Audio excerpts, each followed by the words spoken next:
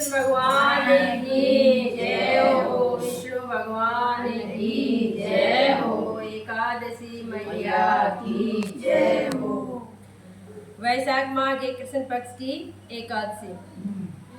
ऐसे वरुथनी एकादशी महात्म्य में धर्मराज युधिष्ठिर बोले, हे भगवान, वैशाख माह के कृष्ण पक्ष की एकादशी का नाम तथा उसकी विधि क्या है और उससे कौन से फल की प्राप्ति होती है, सो कृपा पूर्वक कहिए। श्री कृष्ण भगवान बोले, हे राजेश्वर, वैशाख माह के कृष्ण पक्ष की एकादशी का नाम वरुथनी है। यह सौभाग्य को देने वाली है। इसके व्रत से मनुष्य के समस्त पाप नष्ट हो जाते हैं और अंत में सुख मिलता है। यदि इस व्रत को एक अभागिनी स्त्री करती है तो उसे सौभाग्य मिलता है। वरुथनी के व्रत के प्रभाव से ही राजा मांधाता स्वर्ग को गया था। इसी प्रकार धुंधमार आदि भी स्वर्ग को गए। वरुथनी एकादशी के व्रत का फल सहस्त्र वर्ष तपस्या करने के फल के बराबर है। कुरुक्षेत्र में सूर्य ग्रहण के अवसर पर जो एक बार स्वर्ण दान करने से फल मिलता है, वही फल वरुथनी एकादशी व्रत के करने से मिलता है। वरुथनी एकादशी के व्रत से मनुष्य इस लोक और परलोक दोनों में सुख प्राप्त करते हैं और अंत में स्वर्ग को जाते हैं। शास्त्रों में कहा गया है कि हाथी का दान घोड़े के दान से और हाथी के दान से भूमि का दान उत्तम है।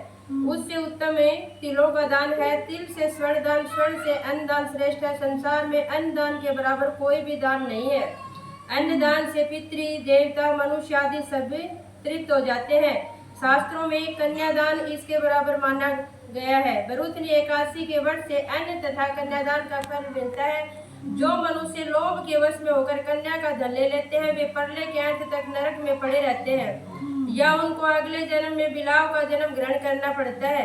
जो मनुष्य प्रेम से धन सहित कन्यादान करते हैं, उनके पुण्य को चित्रगुप्त भी लिखने में असमर्थ हो जाता है। जो मनुष्य इस वरुथनी एकादशी का व्रत करते हैं, उनको कन्यादान का फल मिलता है। वरुथनी एकादशी का व्रत करने वालों को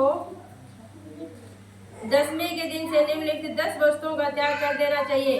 कांसे के बर्तनों में भोजन करना, मांस, मसूर की दाल, चना, कोंदो, शाक, मधु, दूसरे का अन्न, दूसरी बार भोजन करना, स्त्री संग या अन्य किसी के साथ मैथुन करना, उस दिन जुआ नहीं खेलना चाहिए तथा शयन नहीं करना चाहिए। उस दिन पान खाना, दातुन करना, दूसरे की निंदा करना तथा चुगली खाना और पापियों के साथ बातचीत भी नहीं करनी चाहिए। उस दिन क्रोध, मिथ्या भाषण का त्याग कर देना चाहिए।